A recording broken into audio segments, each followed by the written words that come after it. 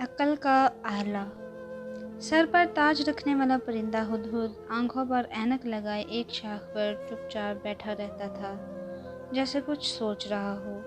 دن کے وقت اس کے پاس کئی جانور اور پرندے آتے اور جنگل کا سب سے عقل مند پرندہ سمجھ کر اس سے صلاح مشورہ کرتے۔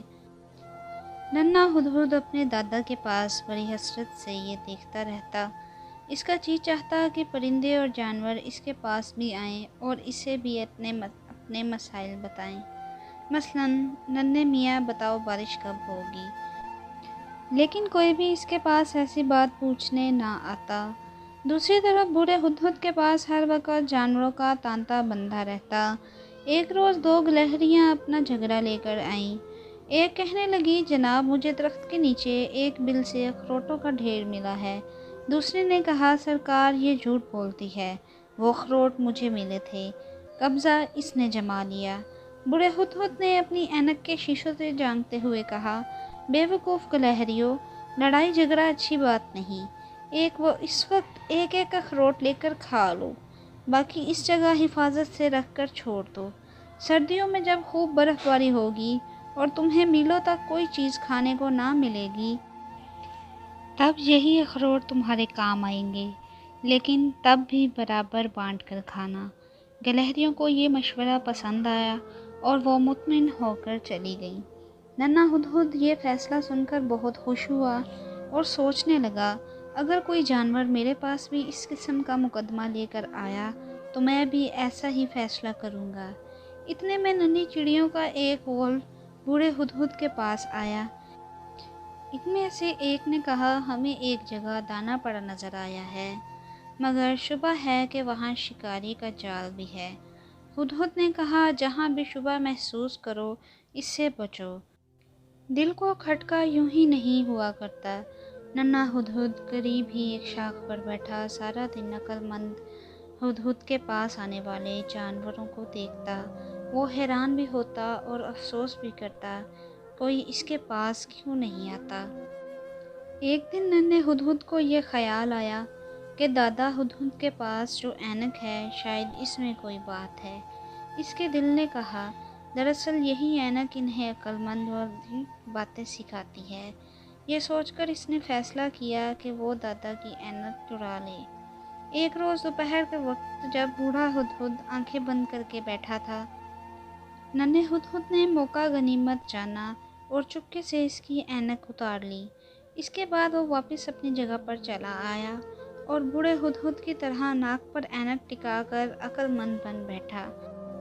پھر وہ جانوروں کا انتظار کرنے لگا کہ وہ اس کے پاس آئیں اور کام کی بات پوچھیں۔ ذرا دیر نہیں گزری تھی کہ ایک چکوری اس کے پاس آ کر بیٹھ گئی اور پوچھنے لگی، ہدہد میاں، آج رات آسمان پر پورا چاند نکلے گا یا نہیں؟ ننھے ہدہد نے بوڑھے کی نقل کرتے ہوئے اینک کے شیشوں کے اوپر سے چکوری کو دیکھا اور اس کے بعد کچھ دیر ذہن پر زور ڈالا، مگر کوئی بات اس کی سمجھ میں نہ آئی۔ کبھی خیال آتا کہ کہہ دے ہاں نکلے گا، پھر سوچا اگر چاند نہ نکلتا تو بڑی شرمندگی ہوگی، اس لیے اس نے سوچا گول مول بات ہی کرنی چاہیے۔ یہی سوچ کر کہنے لگا کہ ہو سکتا ہے آج پورا چاند نکل آئے اور یہ بھی ممکن ہے کہ پورا چاند نہ نکلے۔ چکوری یہ دلچسپ جواب سن کر زور زور سے ہنسی اور اڑ گئی۔ ننھے ہدہد کے پاس جو بھی آتا یہ ان کو مطمئن جواب نہ دے سکا، ہر مرتبہ سوچتا ہی رہ گیا۔ نہ اینک نے اس کو کوئی جواب سمجھایا، نہ خود اس کے ذہن میں کوئی بات آئی۔ آخر اس نے صاف صاف کہہ دیا کہ مجھے تو ان باتوں کا کچھ پتہ نہیں۔ سب اس کی جھوٹ موٹ کی عقل مندی کا مذاق اڑاتے ہوئے چلے گئے۔ ننھا ہدہد اب پر جب یہ بات کھل گئی تھی کہ اینک میں ایسی کوئی بات نہیں جو یہ کسی کو عقل مند بنا سکے، اس نے فیصلہ کیا کہ وہ اس کو ابھی واپس دے آئے گا۔ بوڑھے ہدہد ابھی تک آنکھیں بند کرے اپنی جگہ پر بیٹھا تھا۔ ننھا ہدہد اڑ کر اس کے پاس پہنچا اور آہستہ سے اینک اس کے ناک پر رکھ دی۔ بوڑھے نے ایک آنکھ تھوڑی سی کھول رکھی تھی اور اسے دیکھ رہا تھا۔ آپ جاگ رہے ہیں؟ ننھے ہدہد نے شرمندہ ہو کر پوچھا۔ हाँ, मैंने तुम्हारी हरकतें देख ली हैं। बूढ़े हुदहुद ने संजीदगी से कहा, जितनी उम्र कम होगी इतना तजर्बा भी कम होगा और अकल भी इतनी ही थोड़ी होगी। दरख्त पर सारा सारा दिन और सारी सारी रात बैठे रहने की बजाय ये वक्त तुम्हें जंगल में घूम फिर कर गुजारना चाहिए। इस तरह तुम्हारे तजर्बे और समझ बूझ में इजाफ़ा होगा। फिर जब तुम मेरी उम्र को पहुँचोगे तो उम्र भर का तजर्बा तुम्हें मेरी तरह अक्लमंद बना देगा।